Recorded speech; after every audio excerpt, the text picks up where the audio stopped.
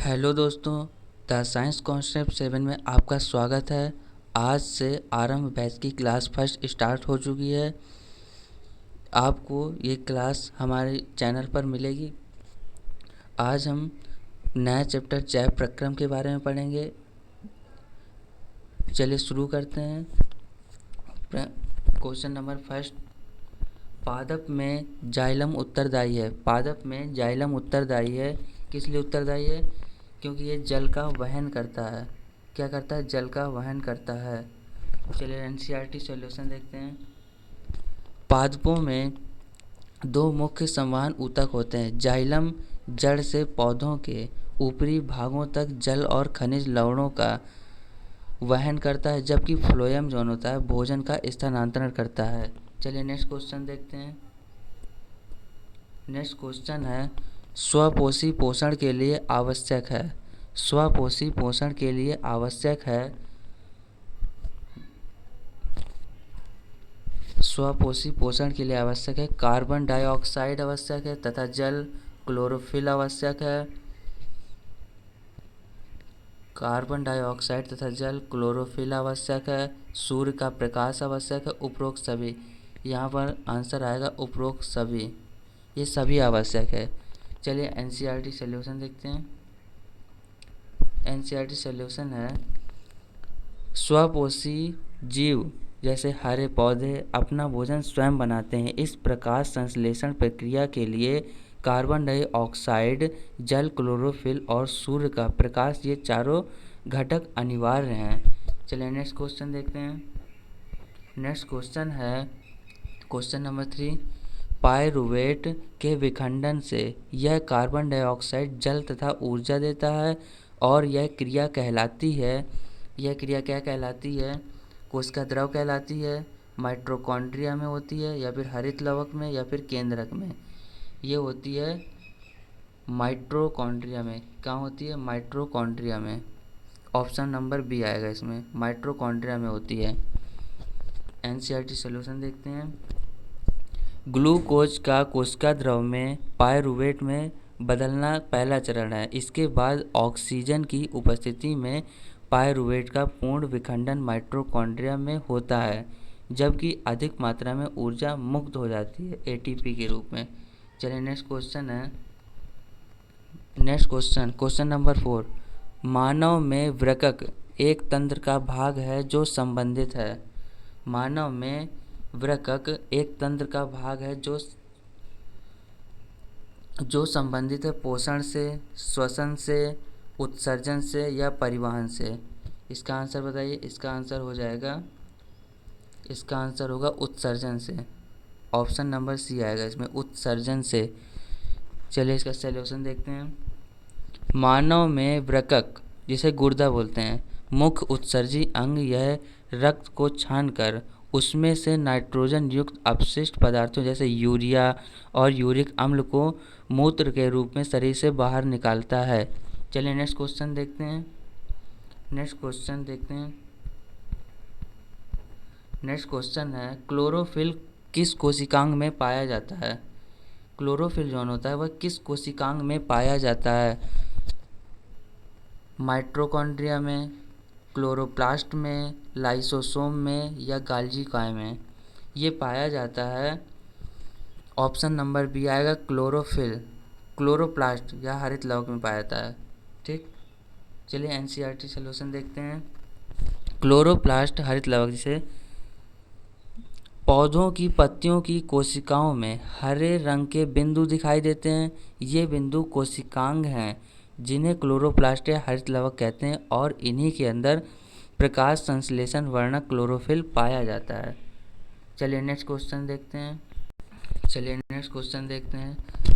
Next question से पहले अगर आप हमारे यूट्यूब चैनल पर नए हैं तो प्लीज़ चैनल को सब्सक्राइब कर लीजिए। वीडियो पसंद आए तो वीडियो को लाइक और शेयर ज़रूर करिएगा। चलिए नेक्स्ट क्वेश्चन देखते हैं। नेक्स्ट क्वेश्चन नंबर 6 है, प्रकाश संश्लेषण की क्रिया में ऑक्सीजन गैस कहाँ से बाहर निकलती है? प्रकाश संश्लेषण की क्रिया में ऑक्सीजन गैस जो है कहाँ से बाहर निकलती है? जल से, कार्बन डाइऑक्साइड से, ग्लूकोज से या फिर वायुमंडल से। कहाँ से बाहर निकलती है? जल से बाहर निकलती है। ऑप्शन नंबर ए आएगा इसमें, जल से बाहर निकलती है। चलिए नेक्स्ट को पहले सॉल्यूशन देखते हैं इसके। इसका सॉल्यूशन है, प्रकाश संश्लेषण के दौरान जब प्रकाश ऊर्जा द्वारा जल के अणुओं का अपघटन होता है तो हाइड्रोजन और ऑक्सीजन अलग हो जाते हैं। चलिए नेक्स्ट क्वेश्चन देखते हैं।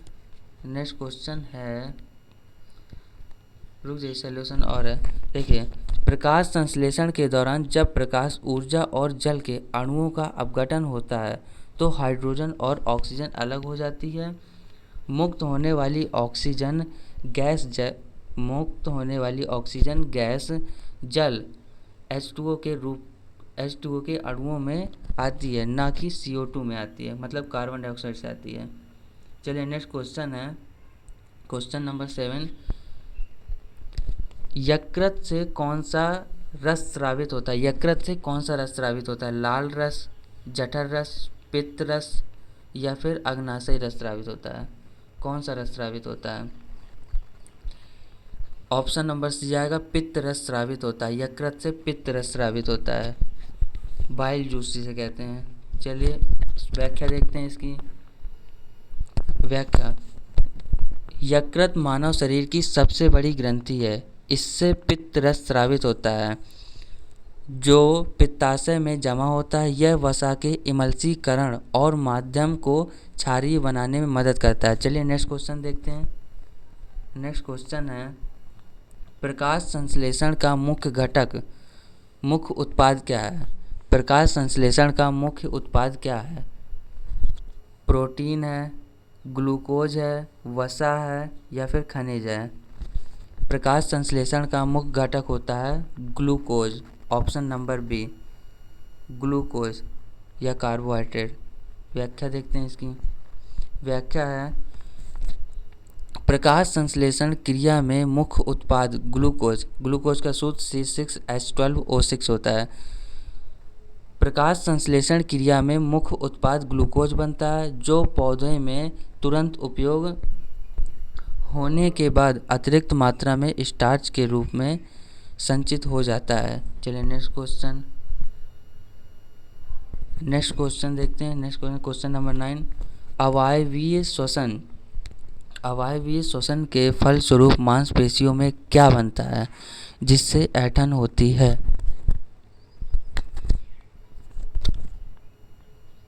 एथिल अल्कोहल बनता है, कार्बन डाइऑक्साइड बनती है, लैक्टिक अम्ल बनता है या फिर ग्लूकोज बनता है? क्या बनता है? लैक्टिक अम्ल बनता है। ऑप्शन नंबर सी, लैक्टिक अम्ल बनता है। चलिए व्याख्या देखते हैं इसकी।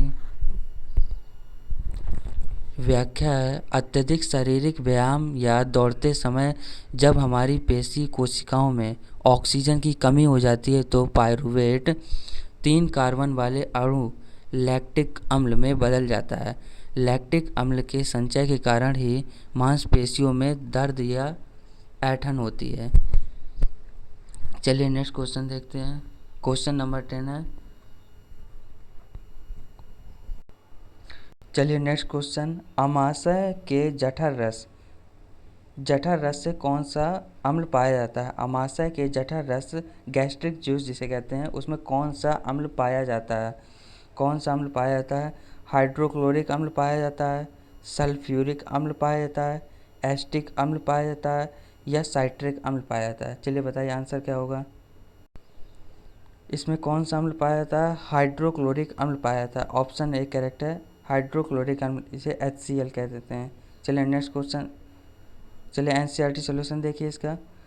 अमाशय की दीवारों में स्थित जठर ग्रंथियों हाइड्रोक्लोरिक अम्ल स्रावित करती हैं। यह अम्ल एक अम्लीय माध्यम तैयार करता है जो पेप्सिन एंजाइम की प्रक्रिया में सहायक होता है और भोजन के साथ आए हानिकारक जीवाणुओं को नष्ट करता है।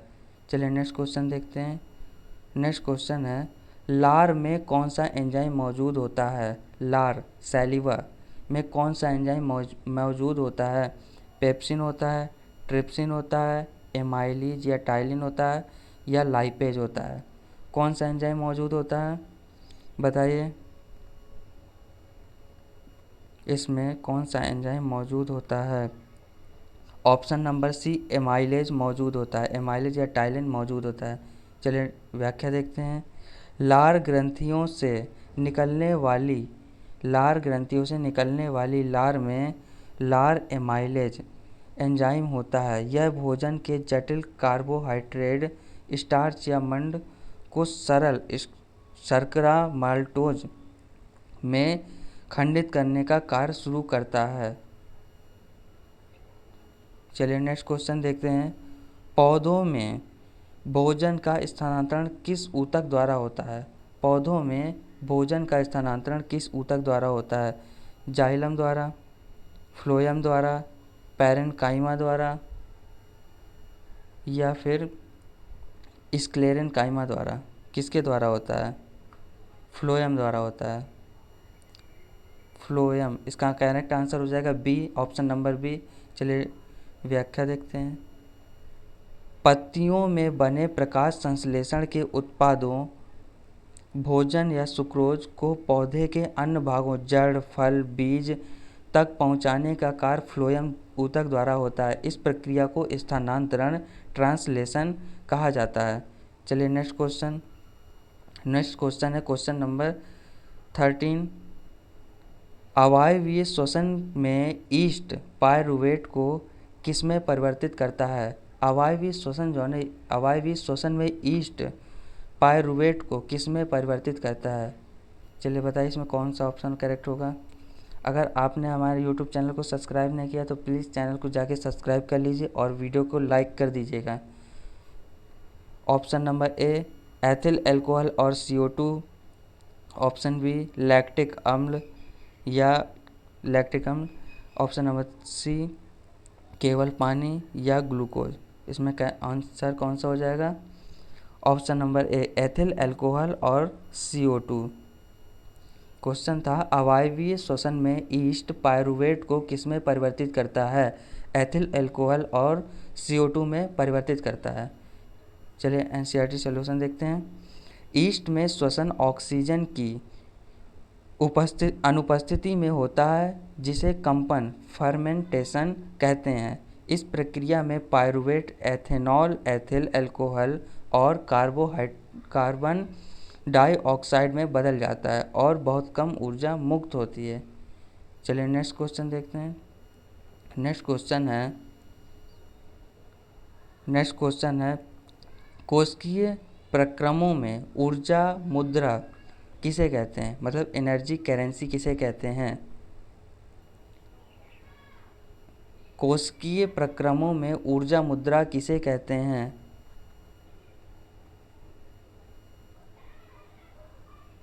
ADP को कहते हैं, ATP को कहते हैं, AMP को कहते हैं या ग्लूकोज को कहते हैं? इसका करेक्ट आंसर क्या हो जाएगा? इसका आंसर सही होगा ATP, ऑप्शन नंबर बी आएगा इसमें, ATP। चलिए सॉल्यूशन देखते हैं इसका। देखो श्वसन प्रक्रिया में मुक्त होने वाली ऊर्जा तत्काल ATP, एडिनोसिन ट्राइफॉस्फेट नामक अणु के संश्लेषण में उपयोग कर ली जाती है।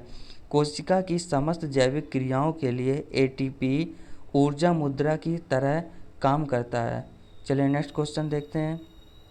नेक्स्ट क्वेश्चन है फेफड़ों में गैस का विनिमय, एक्सचेंज ऑफ गैसेस कहाँ होता है? फेफड़ों में गैसों का विनिमय कहाँ होता है? श्वसनी में होता है, श्वसनिका में होता है, कूपिका में होता है या फिर कंठ में होता है? बताइए सही आंसर क्या होगा? ये होता है कूपिका में। कहाँ होता है? कूपिका में। ऑप्शन नंबर बी सही है, एल्वियोली जिसे कहते हैं। चलिए NCERT सॉल्यूशन देखते हैं। फेफड़ों के अंदर श्वसन मार्ग बहुत छोटी नलिकाओं में विभाजित होता है, जो अंत के गुब्बारे जैसी संरचना में समाप्त होती है। इन्हें कूपिका एल्वियोली कहते हैं। कूपिकाओं की सतह बहुत पतली होती है, जहाँ से रुधिर और वायु के बीच ऑक्सीजन और कार्बन डाइऑक्साइड का विनिमय होता है। चलिए नेक्स्ट क्वेश्चन देखते हैं। नेक्स्ट क्वेश्चन है मानव हृदय में कितने चैम्बर होते हैं? मानव हृदय में कितने कोष्ठ चैम्बर होते हैं? 2 होते हैं, 3 होते हैं, 4 होते हैं या फिर 5 होते हैं? इसमें ऑप्शन आएगा करेक्ट 4 चैम्बर होते हैं। कितने होते हैं? 4। चलिए सॉल्यूशन देखते हैं। मानव हृदय 4 कोष्ठकों में बटा होता है। 2 ऊपरी कोष्ठक जिन्हें आलिंद कहते हैं। 2 ऊपरी कोष्ठक होते हैं जिन्हें क्या कहते हैं? आलिंद, जिन्हें आलिंद कहते हैं, आर्टरियाँ कहते हैं। और 2 निचले कोष्ठ होते हैं जिन्हें निलय, वेंट्रिकल्स कहते हैं। यह विभाजन ऑक्सीजन और ऑक्सीजनित रुधिर को आपस में मिलने से रोकता है। चलिए नेक्स्ट क्वेश्चन देखते हैं। नेक्स्ट क्वेश्चन है, रुधिर का कौन सा घटक रक्त का थक्का बनाने में मदद करता है? ब्लड क्लॉटिंग में मदद करता है। ऑप्शन हो जाएगा प्लाज्मा, आरबीसी हो जाएगी, डब्ल्यूबीसी हो जाएगी या फिर प्लेटलेट्स हो जाएगी। रुधिर का कौन सा घटक है जो रक्त का थक्का जमाने में मदद करती है? वो होती प्लेटलेट्स, रक्त का थक्का जमाने में मदद करती हैं। चलिए व्याख्या देखते हैं। जब शरीर में कहीं चोट लग जाती है और रक्त बहने लगता है तो रक्त में मौजूद प्लेटलेट्स कोशिकाएं उस स्थान पर एकत्रित होकर रक्त का थक्का बनाती हैं, जिससे अत्यधिक रक्तस्राव रुक जाता है और शरीर की रक्षा होती है। चलिए नेक्स्ट क्वेश्चन देखते हैं। नेक्स्ट क्वेश्चन है, मछलियों में हृदय के कितने कोष्ठ होते हैं, चैम्बर होते हैं? 2 होते हैं, 3 होते हैं, 4 होते हैं या फिर 1 होते हैं? कितने होते हैं आप बताइए। Option B, option A correct रहेगा। 2 चैम्बर होते हैं। मछलियों के हृदय में कितने कोष्ठ होते हैं? 2। चलिए व्याख्या देखते हैं। मछलियों का हृदय केवल 2 कोष्ठ, एक आलिंद और एक निलय का बना होता है। यहाँ से रुधिर फ्लोम गिल्स में भेजा जाता है, जहाँ वह ऑक्सीजनित होता है और सीधा पूरे शरीर में भेज दिया जाता है। चलिए नेक्स्ट क्वेश्चन देखते हैं। नेक्स्ट क्वेश्चन है, वृक्क की संरचनात्मक और क्रियात्मक इकाई को क्या कहते हैं? वृक्क की संरचनात्मक और क्रियात्मक इकाई को क्या कहते हैं? वृक्क की संरचनात्मक और क्रियात्मक इकाई को न्यूरॉन कहते हैं, नेफ्रॉन कहते हैं, कोशिका कहते हैं या फिर मूत्रवाहिनी कहते हैं? वृक्क की संरचनात्मक और क्रियात्मक इकाई को नेफ्रॉन कहते हैं। क्या कहते हैं? नेफ्रॉन कहते हैं, वृक्काणु। व्याख्या देखते हैं। प्रत्येक वृक्क में अत्यंत बारीकी नलिकाकार संरचनाएं पाई जाती हैं, जिन्हें वृक्काणु या नेफ्रॉन कहते हैं। रुधिर को छानने और मूत्र निर्माण का मुख्य कार्य इन्हीं नेफ्रॉन के अंदर होता है। चलिए नेक्स्ट क्वेश्चन देखते हैं। नेक्स्ट क्वेश्चन है क्वेश्चन नंबर 20। पौधों में वाष्पोत्सर्जन, ट्रांसपैरेशन मुख्य रूप से किसके द्वारा होता है? तना के द्वारा होता है कि जड़ के द्वारा होता है कि रंध्र के द्वारा होता है कि फूल के द्वारा होता है? ऑप्शन नंबर सी सही है। इसमें रंध्र के द्वारा होता है, स्टोमेटा। पौधों में वाष्पोत्सर्जन मुख्य रूप से किसके द्वारा होता है? रंध्र के द्वारा होता है। चलिए एनसीईआरटी सॉल्यूशन देखते हैं। पत्तियों की सतह पर छोटे छोटे छिद्र पाए जाते हैं, जिन्हें रंध्र, स्टोमाटा कहते हैं। पौधों द्वारा आवश्यक जल वाष्प इन्हीं रंध्रों के माध्यम से वायुमंडल में छोड़ा जाता है, जिन्हें वाष्पोत्सर्जन कहते हैं। चलिए नेक्स्ट क्वेश्चन देखते हैं। नेक्स्ट क्वेश्चन है, रंध्रों के खुलने और बंद होने की क्रिया को कौन नियंत्रित करता है? रंध्रों के खुलने और बंद होने की क्रिया को कौन नियंत्रित करता है? ऑप्शन नंबर ए कोशिकाएं नियंत्रित करती हैं, सहचर कोशिकाएं नियंत्रित करती हैं, जाइलम कोशिकाएं नियंत्रित करती हैं या फिर त्वचा कोशिकाएं नियंत्रित करती हैं? इसमें सही आंसर बताइए क्या होगा? इसमें सही आंसर होगा द्वार कोशिकाएं नियंत्रित करती हैं, गॉर्ड सेल्स। चलिए सॉल्यूशन देखते हैं। सॉल्यूशन, द्वार कोशिकाएं प्रत्येक रंध्र छिद्र 2 सेम के बीज के आकार की द्वार कोशिकाएं से घिरा होता है। जब द्वार कोशिकाओं में जल अंदर जाता है तो वे फूल जाती हैं और रंध्र खुल जाता है, और जब पानी बाहर निकलता है तो वे सिकुड़ जाती हैं, जिससे रंध्र बंद हो जाता है। चलिए नेक्स्ट क्वेश्चन देखते हैं। अमाशय में प्रोटीन का पाचन करने वाला एंजाइम कौन सा है? अमाशय में प्रोटीन का पाचन करने वाला एंजाइम कौन सा होता है? ट्रिप्सिन होता है, एमाइलेज होता है, नहीं पेप्सिन होता है, एमाइलेज होता है, या फिर लाइपेज होता है? ऑप्शन नंबर 20 में आएगा सही आंसर, पेप्सिन होता है, पेप्सिन। चलिए व्याख्या देखते हैं। अमाशय के अंदर जठर रस में पेप्सिन नामक प्रोटीन पाचन एंजाइम होता है। यह निष्क्रिय अवस्था में स्रावित होता है, लेकिन हाइड्रोक्लोरिक अम्ल HCl की उपस्थिति में सक्रिय होकर प्रोटीन को छोटे पेप्टोन्स में तोड़ता है। किसमें? पेप्टोन्स में तोड़ता है। चलिए नेक्स्ट क्वेश्चन देखते हैं। नेक्स्ट क्वेश्चन है, क्षुद्रांत्र की आंतरिक दीवार पर पाए जाने वाले उंगली जैसे प्रवर्धों को क्या कहते हैं? क्षुद्रांत को इंग्लिश में कहते हैं स्मॉल इंटेस्टाइन, मतलब छोटी आंत की आंतरिक दीवार पर पाए जाने वाले उंगली जैसे प्रवर्धों को क्या कहते हैं? बताइए क्या कहते हैं? कूपिका कहते हैं कि दीर्घ रोम कहते हैं, विली, या फिर रंध्र कहते हैं, या फिर नेफ्रॉन कहते हैं? इसमें ऑप्शन नंबर बी आएगा, दीर्घ रोम कहते हैं, विली जिसे कहते हैं। चलिए सॉल्यूशन देखते हैं। व्याख्या इसमें, छोटी आंत क्षुद्रांत की आंतरिक सतह पर उंगली जैसे अनेक प्रवर्धन होते हैं, जिन्हें दीर्घ रोम या विलाई कहते हैं। ये पचे हुए भोजन के अवशोषण के लिए सतही क्षेत्र को बहुत बढ़ा देते हैं। चलिए नेक्स्ट क्वेश्चन है, वसा का पाचन करने के लिए मुख्य एंजाइम कौन सा है?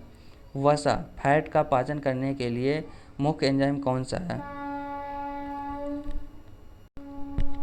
वसा का पाचन करने के लिए मुख्य एंजाइम कौन सा है? पेप्सिन है, ट्रिप्सिन है, एमाइलेज है, या फिर लाइपेज है?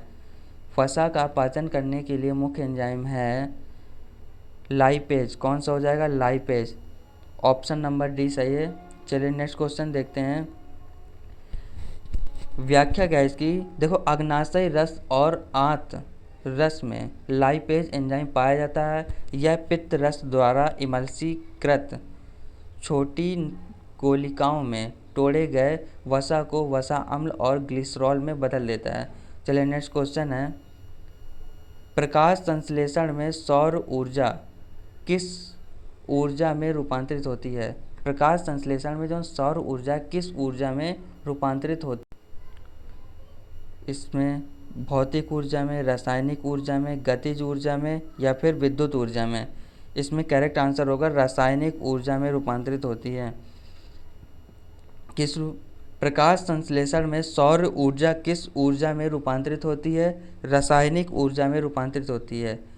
चलिए व्याख्या देखते हैं। प्रकाश संश्लेषण के दौरान क्लोरोफिल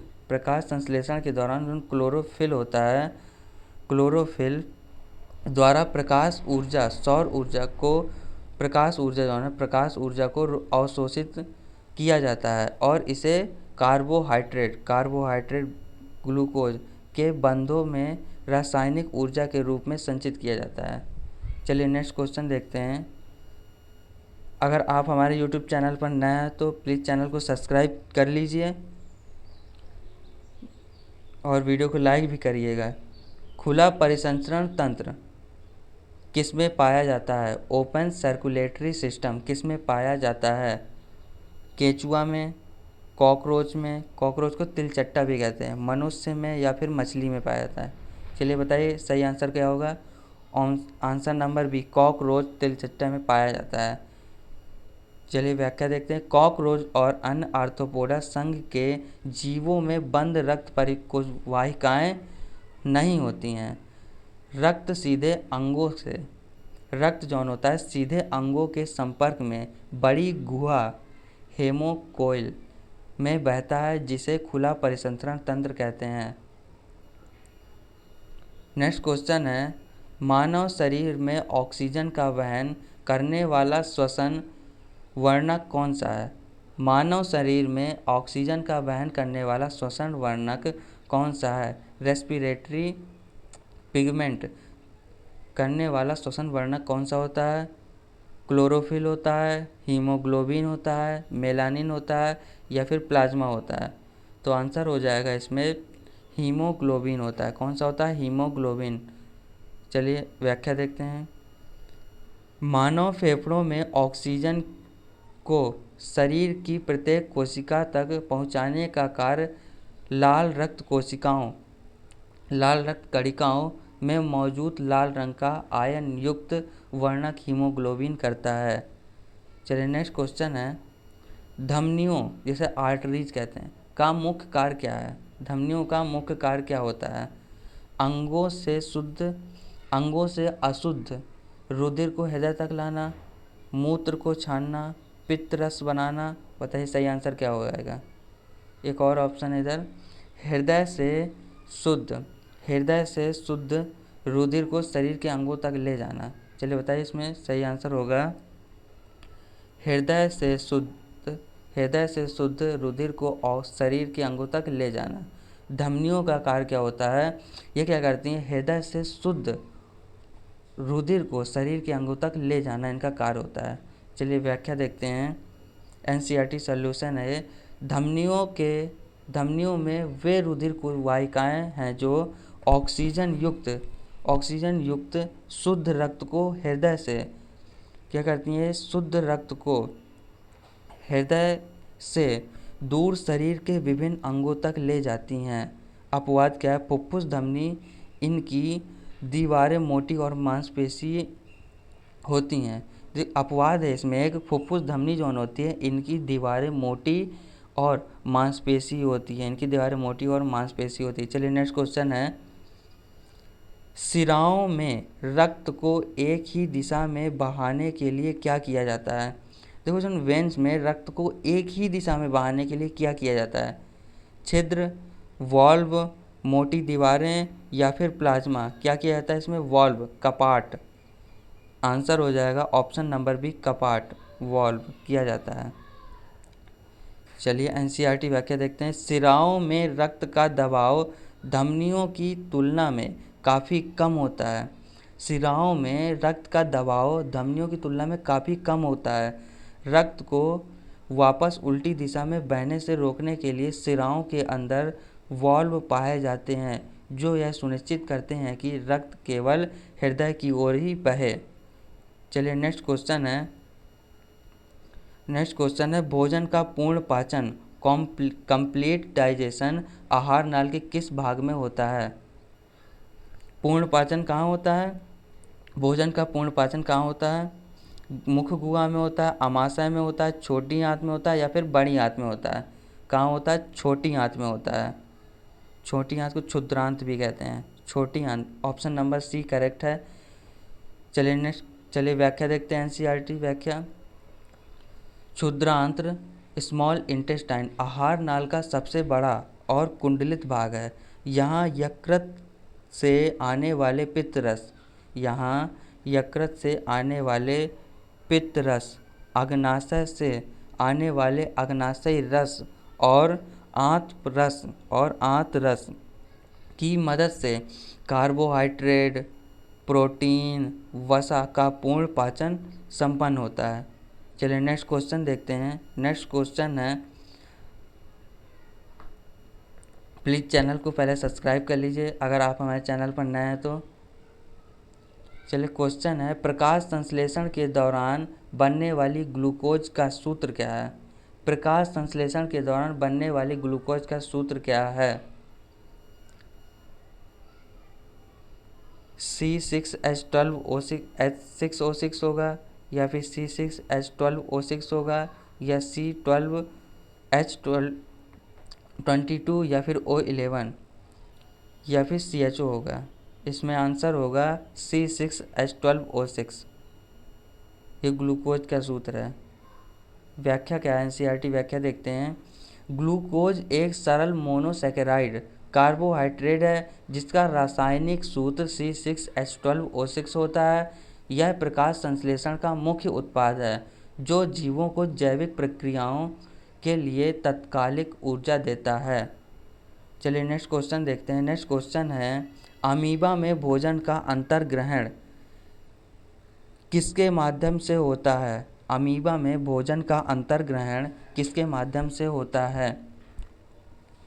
कूटपाद के माध्यम से, खाद्य रिक्तिका के माध्यम से, केंद्रक के माध्यम से, या फिर कोशिका मुख के माध्यम से? इसमें आंसर हो जाएगा कूटपाद के माध्यम से होता है। अमीबा में भोजन का अंतर्ग्रहण कूटपाद के माध्यम से होता है। चलिए एनसीईआरटी सॉल्यूशन देखते हैं। अमीबा एक कोशिकीय जीव है। अमीबा एक कोशिकीय जीव होता है। यह अपनी कोशिकीय सतह से उंगली जैसे अस्थायी प्रवर्धन, जिन्हें कूटपाद या पादाब पिस्यूडोपोडिया कहते हैं, की मदद से भोजन के कणों को चारों ओर से घेर लेता है और खाद्य रिक्तिका बनाता है। चलिए नेक्स्ट क्वेश्चन देखते हैं। नेक्स्ट क्वेश्चन है, पैरामीशियम में भोजन एक निश्चित स्थान तक किसके द्वारा पहुंचता है? पैरामीशियम में भोजन एक निश्चित स्थान तक किसके द्वारा पहुंचता है? कूटपाद के द्वारा, पश्चमाभ के द्वारा, इसे सीलिया भी कहते हैं, या फिर लाइसोसोम के द्वारा, या फिर कवक जाल के द्वारा? ये इसका करेक्ट आंसर होगा पश्चमाभ, सीलिया जिसे कहते हैं। चलिए एनसीईआरटी व्याख्या देखते हैं। पैरामीशियम भी एक कोशिकीय जीव है, लेकिन इसका आकार निश्चित होता है। लेकिन इसका आकार कैसा होता है? लेकिन इसका आकार निश्चित होता है। भोजन एक विशिष्ट स्थान से ही ग्रहण किया जाता है। इसमें भोजन क्या होता है? एक विशिष्ट स्थान से ही ग्रहण किया जाता है। भोजन को उस स्थान तक पहुंचाने का कार्य पूरी कोशिका सतह को ढकने वाले पश्चमाभ की निरंतर गति द्वारा होता है। चलिए नेक्स्ट क्वेश्चन देखते हैं। नेक्स्ट क्वेश्चन है, अग्नाशय जैसे पैनक्रियाज में प्रोटीन पाचन के लिए कौन सा सक्रिय एंजाइम निकालता है? कौन सा सक्रिय एंजाइम निकालता है? पेप्सिन निकालता है, ट्रिप्सिन, लाइपेज, या लार एंजाइम? इसमें सही आंसर हो जाएगा लार एंजाइम। कौन सा होगा? ऑप्शन नंबर डी, लार एंजाइम। चलिए एनसीईआरटी व्याख्या देखते हैं। अग्नाशय रस स्रावित होता है जिसमें प्रोटीन के पाचन के लिए ट्रिप्सिन एंजाइम होता है। यह अक्षीय क्षारीय माध्यम से आमाशय से आए अधपचे प्रोटीन को आगे सरल पेप्टाइड्स और अमीनो अम्ल में तोड़ता है। चलिए नेक्स्ट क्वेश्चन देखते हैं। नेक्स्ट क्वेश्चन है, वीडियो पसंद आएगा तो प्लीज़ वीडियो को लाइक कर लीजिएगा और शेयर भी कीजिएगा, और चैनल को सब्सक्राइब करना मत भूलिए। यहाँ पर क्वेश्चन है, नेक्स्ट क्वेश्चन है, पादपों में अवशोषण और जड़ से पत्तियों तक जल तथा खनिज लवणों की ऊपरी मुखी गति में क्या सहायक है? श्वसन सहायक है, प्रकाश संश्लेषण सहायक है, वाष्पोत्सर्जन खिंचाव होता है, या फिर स्थानांतरण होता है? इसमें सही आंसर हो जाएगा ऑप्शन नंबर सी, वाष्पोत्सर्जन खिंचाव, ट्रांसपिरेशन पुल। चलिए व्याख्या देखते हैं। व्याख्या है, पत्तियों के रंध्रों से जल के वाष्पीकरण या वाष्पोत्सर्जन के कारण एक खिंचाव बल पैदा होता है। यह वाष्पोत्सर्जन खिंचाव जड़ों द्वारा मिट्टी से अवशोषित जल और खनिजों को बहुत ऊंचे पेड़ों की पत्तियों तक ऊपर खींचने में मुख्य भूमिका निभाता है। चलिए नेक्स्ट क्वेश्चन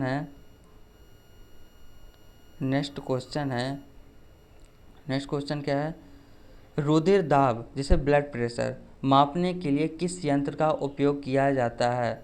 रुधिर दाब, ब्लड प्रेशर, बीपी को नापने के लिए किस यंत्र का उपयोग करते हैं? थर्मामीटर का, बैरोमीटर का, स्फिग्नोमैनोमीटर का, या फिर लैक्टोमीटर का? किसका उपयोग करते हैं? स्फिग्नोमैनोमीटर का उपयोग करते हैं। स्फिग्नोमैनोमीटर, इसमें सही आंसर क्या हो जाएगा? ऑप्शन नंबर सी, स्फिग्नोमैनोमीटर का उपयोग करते हैं। आप बताइएगा बैरोमीटर का उपयोग कहाँ करते हैं? कमेंट में बताइएगा। एनसीईआरटी व्याख्या देखते हैं। धमनियों की दीवार के विरुद्ध जो रक्त का दाब लगता है उसे रक्तचाप या रुधिर दाब कहते हैं। इसे स्फिग्नोमैनोमीटर नामक यंत्र से मापा जाता है। चलिए नेक्स्ट क्वेश्चन, मापा जाता है। समान रक्तचाप कितना होता है? 120 से 80 mmHg होता है। चलिए नेक्स्ट क्वेश्चन है वृक्क। देखो, वृक्क में प्रारंभिक निस्यंदन में से कौन सा पदार्थ दोबारा पूरी तरह अवशोषित कर लिया जाता है यदि वह शरीर के लिए आवश्यक है? क्वेश्चन था वृक्क में प्रारंभिक निस्यंदन में से कौन सा पदार्थ दोबारा पूरी तरह अवशोषित कर लिया जाता है यदि यह शरीर के लिए आवश्यक है? क्या कर लेता है? यूरिया कर लेते हैं, या फिर ग्लूकोज और अमीनो अम्ल, या फिर यूरिक अम्ल, या केवल अतिरिक्त पानी। इसमें सही आंसर हो जाएगा ग्लूकोज और अमीनो अम्ल। इसमें सही आंसर क्या होगा? ऑप्शन नंबर बी, ग्लूकोज और अमीनो अम्ल। इसमें व्याख्या क्या है? एनसीईआरटी व्याख्या देखते हैं। जब बोमन संपुट में रुधिर क्षमता है तो प्रारंभिक निस्यंदन में ग्लूकोज, अमीनो अम्ल, लवण और जल होता है। जैसे जैसे यह निस्यंदन नेफ्रॉन की नलिकाओं में आगे बढ़ता है, ग्लूकोज और अमीनो अम्ल जैसी उपयोगी पदार्थों का चयनित पुनरावशोधन कर लिया जाता है। चलिए नेक्स्ट क्वेश्चन है, लसिका का रंग कैसा होता है? लसिका को बोलते हैं लिम्फ। इसका रंग कैसा होता है? क्या लाल होता है, रंगहीन या हल्का पीला होता है, हरा होता है, या फिर नीला होता है? इसमें आंसर सही होगा रंगहीन और हल्का पीला होता है। सही आंसर क्या हो जाएगा? ऑप्शन नंबर बी, रंगहीन और हल्का पीला होता है। एनसीईआरटी व्याख्या देखते हैं। लसिका एक अन्य प्रकार का द्रव है। लसिका क्या होती है? एक अन्य प्रकार का द्रव है जो शरीर में वहन में सहायता करता है। यह रुधिर प्लाज्मा की सतह ही है, लेकिन यह रंगहीन होता है क्योंकि इसमें लाल रक्त कणिकाएं आरबीसी नहीं होती हैं, और इसमें प्रोटीन भी रुधिर की तुलना में कम मात्रा में होता है। चलिए नेक्स्ट क्वेश्चन देखते हैं। नेक्स्ट क्वेश्चन है, वायवीय श्वसन के दौरान एक ग्लूकोज अणु के पूर्ण ऑक्सीकरण से लगभग कितने एटीपी अणु बनते हैं? कितने एटीपी अणु बनते हैं? 2 एटीपी अणु, 4 एटीपी अणु, 36 या 38 एटीपी अणु, या 10 एटीपी अणु? कितने बनते हैं? 36 या 38 एटीपी अणु बनते हैं। ऑप्शन नंबर बी सही है इसमें। चलिए व्याख्या देखते हैं। व्याख्या क्या है? ऑक्सीजन की उपस्थिति में होने वाले श्वसन, वायवीय श्वसन में ग्लूकोज का पूर्ण विखंडन होता है। इसके परिणाम स्वरूप बहुत अधिक मात्रा में ऊर्जा मुक्त होती है। बहुत अधिक मात्रा में ऊर्जा मुक्त होती है, जिसमें लगभग 36 से 38 एटीपी अणुओं का निर्माण होता है। चलिए नेक्स्ट क्वेश्चन है, ये आज का लास्ट क्वेश्चन है। चलिए देखते हैं। आमाशय से भोजन जब क्षुद्रांत मतलब छोटी आंत में प्रवेश करता है तो इसे क्या कहा जाता है और इसे कौन नियंत्रित करता है? अवरोधिनी पेशी द्वारा नियंत्रित होता है, कूपिकाओं द्वारा नियंत्रित होता है, यकृत द्वारा नियंत्रित होता है, या ग्रसनी द्वारा नियंत्रित होता है? इसमें सही आंसर हो जाएगा अवरोधी पेशी द्वारा नियंत्रित होता है। किसके द्वारा? अवरोधी पेशी द्वारा नियंत्रित होता है। चलिए एनसीईआरटी सॉल्यूशन देखते हैं। आमाशय से भोजन थोड़ी थोड़ी मात्रा में छोटी आंत में जाता है। आमाशय से निकास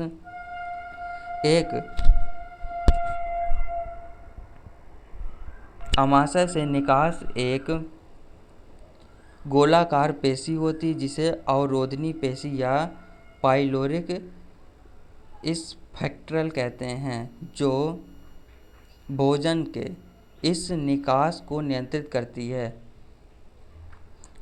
चलिए धन्यवाद।